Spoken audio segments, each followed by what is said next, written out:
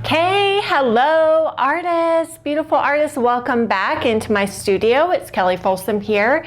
I'm so excited to be here with you for another Vital Art session, and I'm super excited because we are painting such a gorgeous scene today. This is a scene here in Boulder, Colorado, and I've saved this photo reference for so long, and every time I see it, I just go, oh, I want to paint that. So today I am painting that, and I'm painting it with all of you. So I think it's such a gorgeous, quintessential kind of pastoral landscape scene. I hope you all enjoy it. Hope you learn a lot out of this lesson. So let's dive in and get started. Okay, hello artists. I am so excited to be here with all of you today, doing this very picturesque summer scene. Oh my gosh, it's so beautiful. I loved this scene so much. It's just such a quintessential kind of pastoral type of scene. Okay, so I'm just gonna start with raw umber just to build my values. And what I liked too about this, let me kind of mark out where my thirds are here roughly. What I liked about this is that a lot of the foreground is in this cast shadow from trees. So I'm just going to kind of block in that dark. It's kind of a nice dramatic prelude to the middle ground. In this kind of landscape scene, it's kind of like doing a looking down tabletop still life where you're really trying to pull the eye back into space. So your star of the show is typically in the middle ground, sometimes in the very background. In this case, it is definitely in the middle ground. Okay, so this is all cast shadow from these trees here. That means that the base of these trees, this grouping of trees, which is really the star of the show, starts at the bottom of that third and really takes up the majority of the painting. Okay, so here's going to be these trees over here. Kind of group some of that foliage together. And that's really going to be like our largest, most dominant mass in this picture. And I kind of liked how there was some dark back behind here. And I also, of course, loved this little road here, which we will wipe away some of that for that road. Okay, maybe make that a little more narrow there, going over the hill. And then we have like a smaller set of trees. I'm going to make that a little shorter. Back here in the distance, another little layer of trees and hills back here. Let's come up here and finish out this. And I really loved how these kind of branches and everything were very organic and kind of lyrical. And this little grouping of trees almost reminds me of like the three graces, you know, dancing together. I thought they just really had such a beautiful rhythm and kind of poetry to their movement. And then the back trees here, we'll kind of make them kind of short back in here.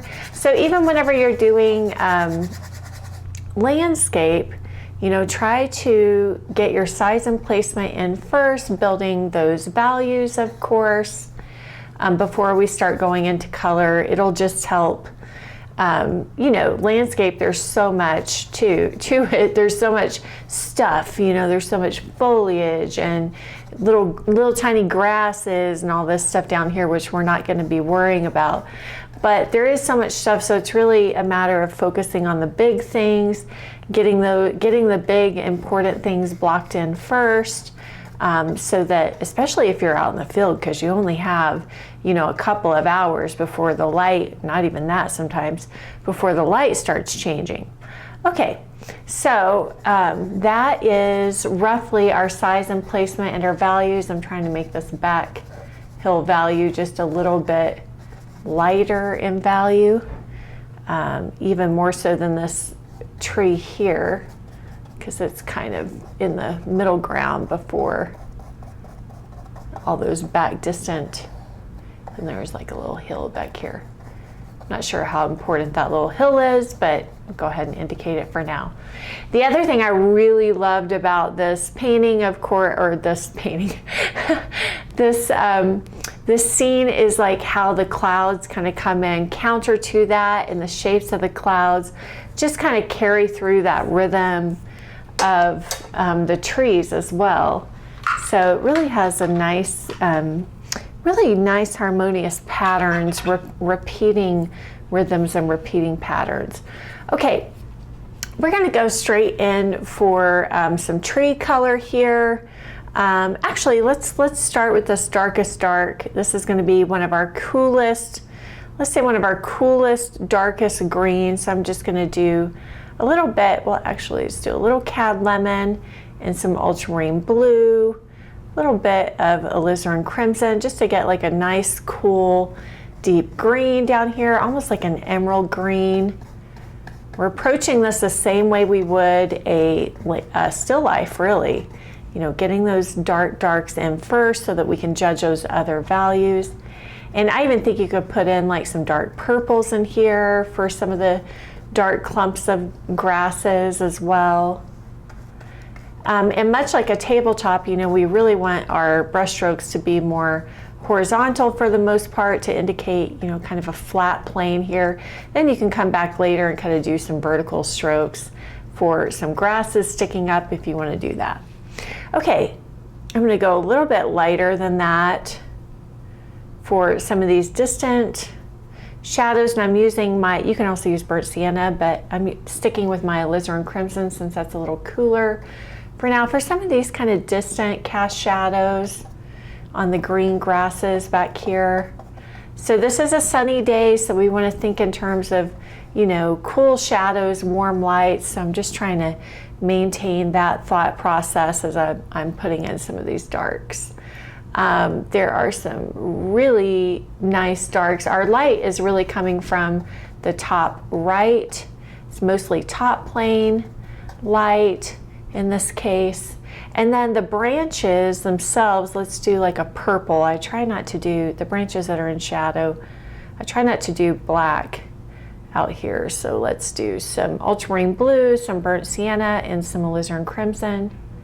Get kind of a nice blue violet for some of the darks on this tree. It'll still read as, you know, pretty neutral in the finished painting.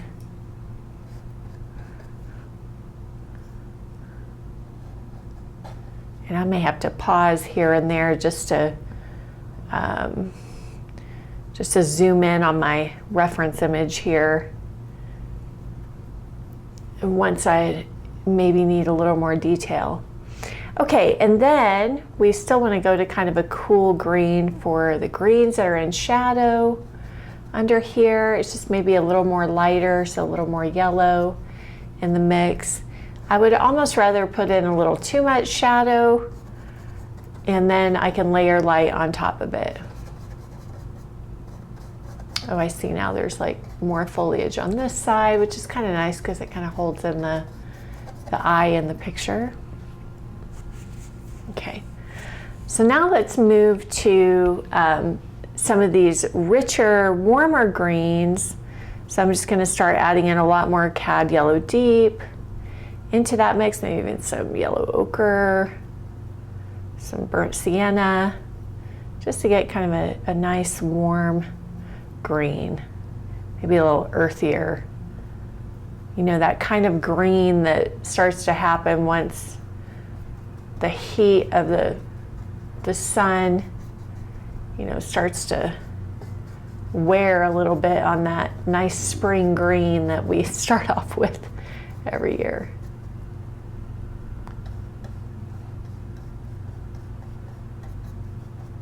This is really just kind of a guesstimate, I guess you would say, until we get some of the other colors and other values in. And then there is kind of a cooler green, like a different kind of green. Up here, so I'm going to use some white, some cad lemon, and with that ultramarine blue, because there's kind of this foliage stuff here. Just sort of, or if you have like a viridian, that would be good. I'm just using ultramarine in mine. That's kind of a totally different color of green. There's another little bush back here that's about in that color. Okay. Now the grass is an opportunity to really go to a totally different color. Even though I see bits of green in there, I'm primarily going to be going for like this yellow ochre and Naples yellow. It's much more on the golden side. So especially in a green scene like this, it's, you know, it's kind of a nice opportunity to get away from so much of the green. And I know that a little bit of like a peach or orange is going to contrast nicely with that blue sky. Okay, but we do have these nice big swashes of light grass, and we know that our top planes are really like our lightest light in the painting. Okay, a little more cad lemon, I'm sorry, Naples yellow light, just to lighten some of that. Now the little path goes the lightest other than the clouds, but so I want to make sure I keep some color in this for this light.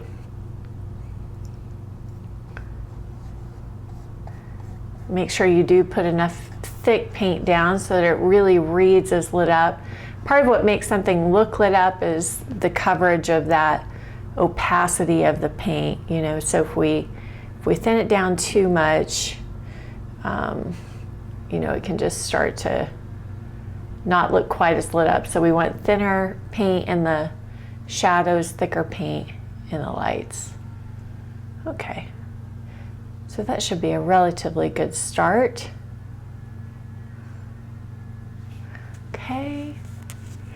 And then for the pathway, let's do some more of that Naples yellow, white. We have to kind of keep in mind that sunlight is hitting everything out here. So doing a little burnt sienna as well. So sunlight, anything where the sunlight is hitting it is going to have some warmth into that color, right?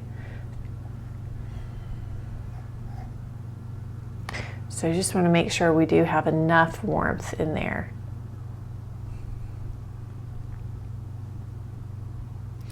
And then this road can get a little whiter, of course, as it comes down closer to us. And then we need shadow version of that path. So I'm going to do some blue and some alizarin crimson, kind of like a blue violet. Okay, for the shadow version, I am going to make it a little bit darker in value though. I do want a value change as well there. There we go.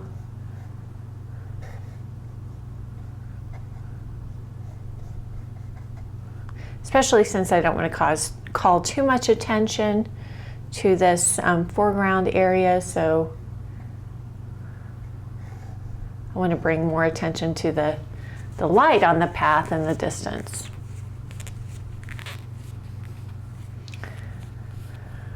Okay, and there is some really tempting little dappled light things in here, and I would say definitely, you know, indulge in that once we get the rest of the painting going here. It's kind of tempting sometimes to do a little too much detail early on. I want to build the whole thing here. Okay.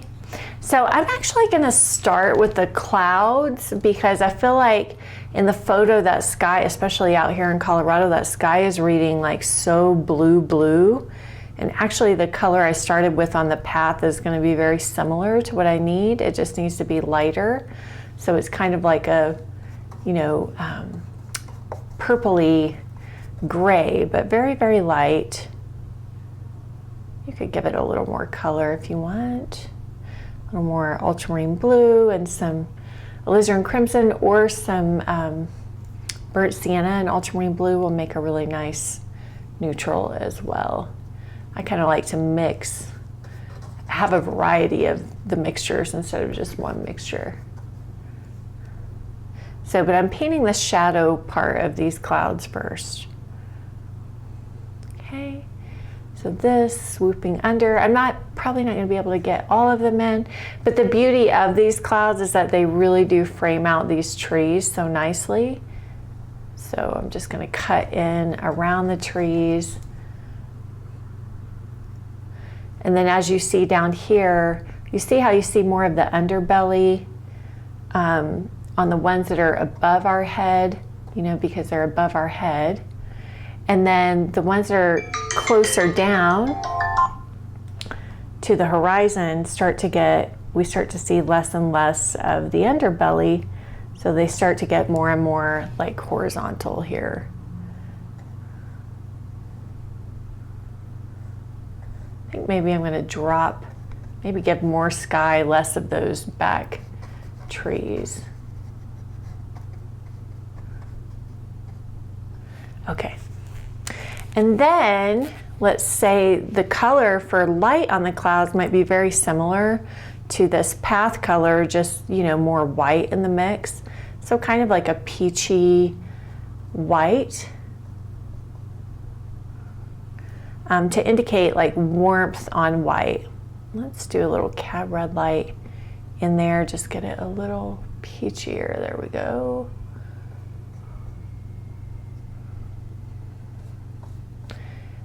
This will look a little bit darker than the white of the canvas. White of the panel, we have to keep in mind that we're going to put in some blue sky there. So right now it's not really going to pop too much against that white canvas. Let's see a little couple sky holes in here.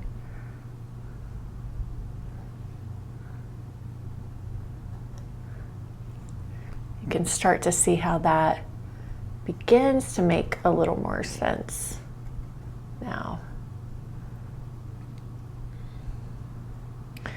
I think I kind of want a little more sky here, so opening up my composition. Just going to paint over that shadow color. Okay, now for some blue sky. I'm wiping all that color out of my brush. Let's do some ultramarine blue.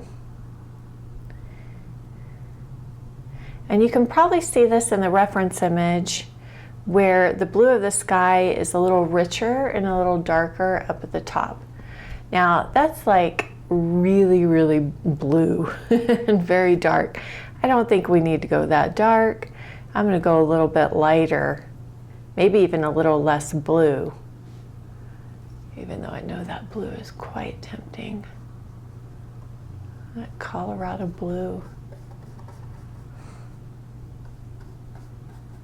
But I do still want my sky to be kind of a lighter value here.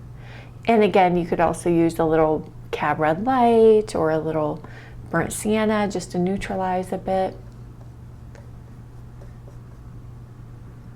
And see a little sky hole here. Make sure you don't go too hard of edge, so you kind of see me, I guess, feathering with my brush a little bit.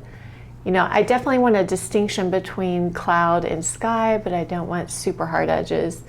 I want, you know, sharper edges around the trees for sure, but not too sharp of edges where the clouds, you know, are meeting the sky.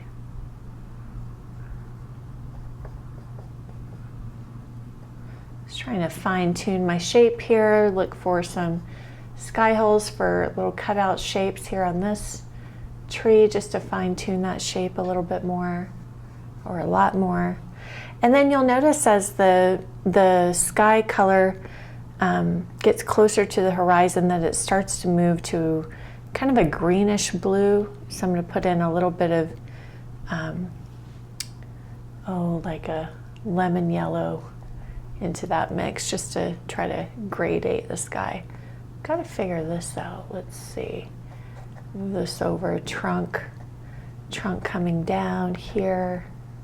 I think maybe this is more where I want the the sky to meet the back hills. Give me a little more sky color in this painting.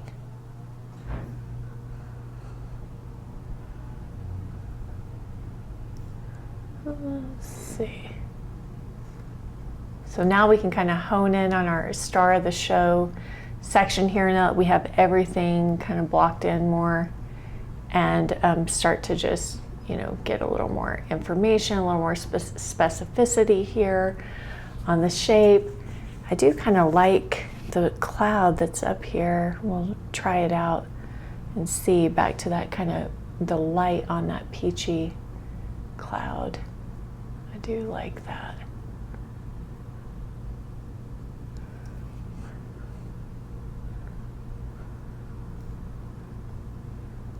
Trying to keep my brush strokes flat so I don't get too sharp of edges here. Maybe a little sky hole in here. Sky holes, usually you don't want them to be as brilliant looking. Okay.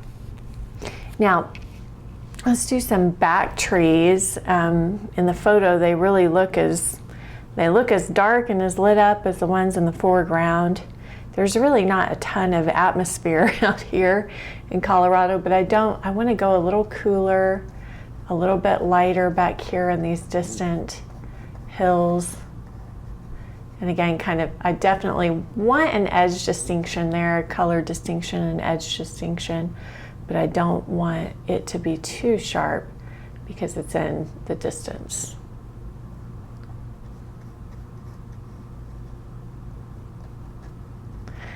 That was a really hard lesson for me to learn as a beginning painting plein air. That, and just when you are painting plein air, it's like, overwhelmed, there's so much stuff, you know.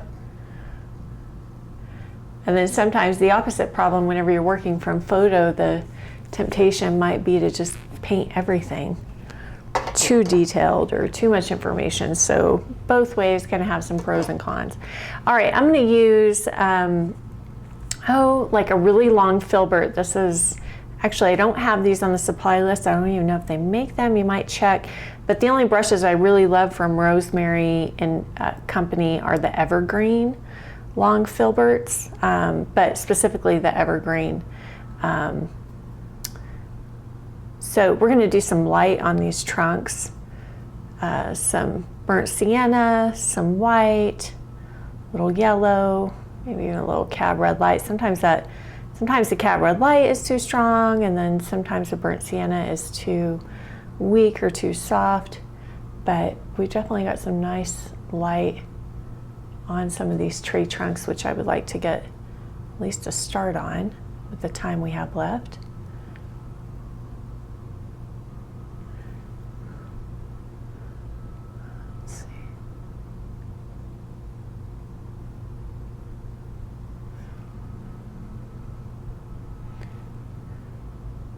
Little lit side here on the opposite side of that shadow side of the tree that I put in earlier.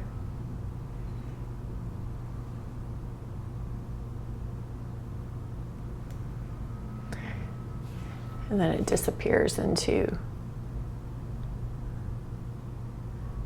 the shadow.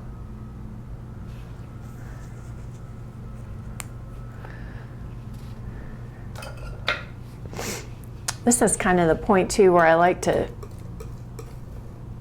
grab some of my color, get some palette knife action going. That's kind of actually a nice green. Maybe just warm it up a little bit with some Cad Yellow Deep and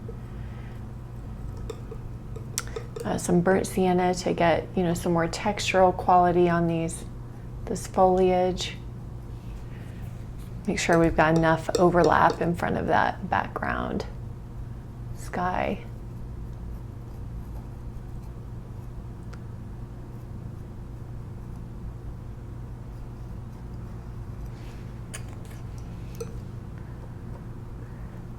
I always think this is kind of nice because you usually get some colors that are harmonious with the rest of the colors you mixed in the painting.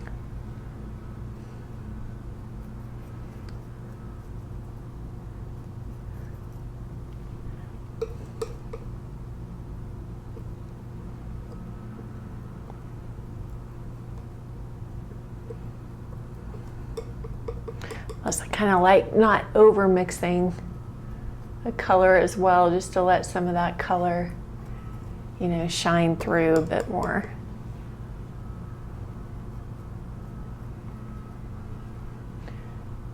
See now that there's some foliage kind of coming down, overlapping in front of that sky.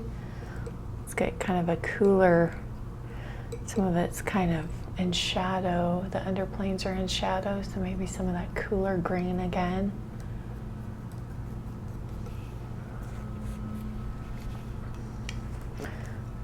Kind of want to bring back some of my purple. I kind of lost some of my branches that were showing up as a dark against the light of the foliage.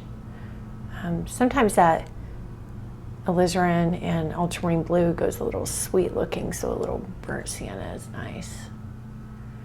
One thing on branches to be conscientious of is that they are, you know, everything is thicker at the base down here. So you definitely want to make sure it's thicker and tapers out and then goes thinner.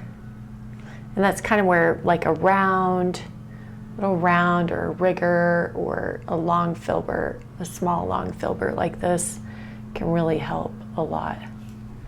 And the same thing would be true like for if I wanted to bring down any grassy foliage, which I wouldn't do too much of that just because it can get a bit distracting.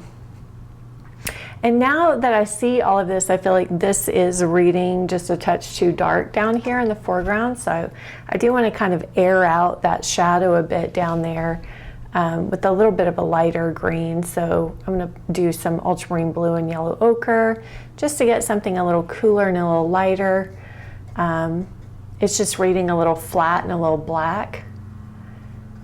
And usually there's so much reflected light out in nature.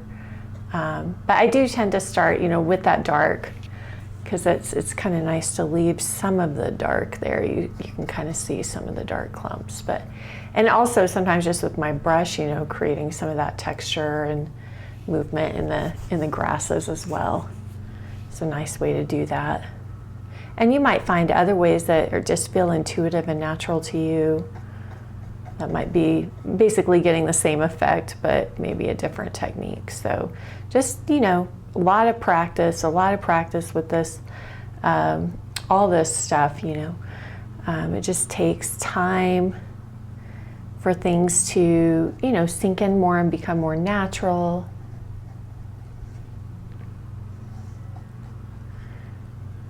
So just kind of trying to bring in some more of these cools.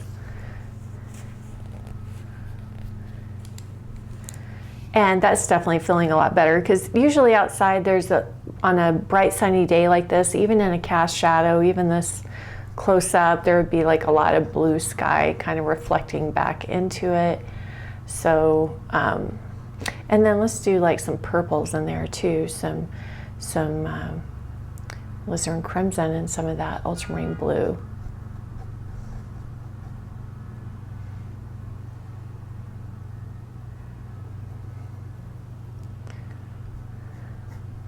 Now that we do have some more detail in, maybe we can get away with, you know, doing some, maybe a little bit of dappled light here and there in the foreground. I feel like this tree could go a little cooler as well, maybe to push it back in space, or maybe I can see about, you know, maybe the opposite, maybe some more heat could be pushed on this one and that one will read cooler. Some heat, some light here. Let's see how that works.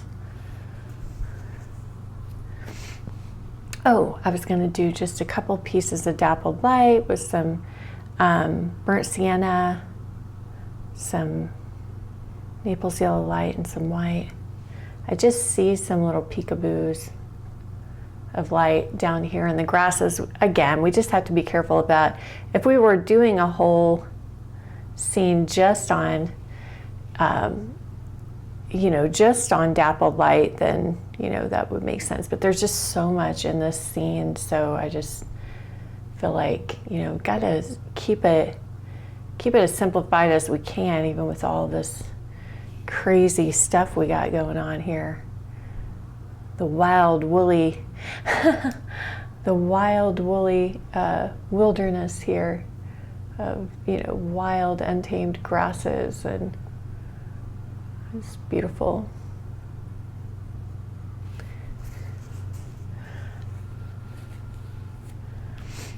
And then, one thing I did like, of course, was that some of these tree trunks are actually getting so much light on them.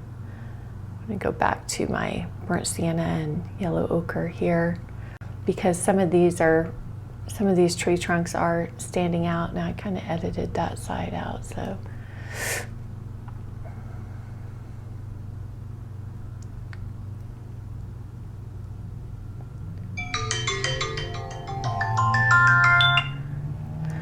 Okay, everybody, I hope that this has been informative to you. I hope it's been inspiring. I hope it inspires you to get out into nature, if only to get your own reference material as well, and try your hand at, a plein air scene like this. It's definitely the time of year for it. All right, everybody, wishing you all happy painting, and I'll see you next time. Bye.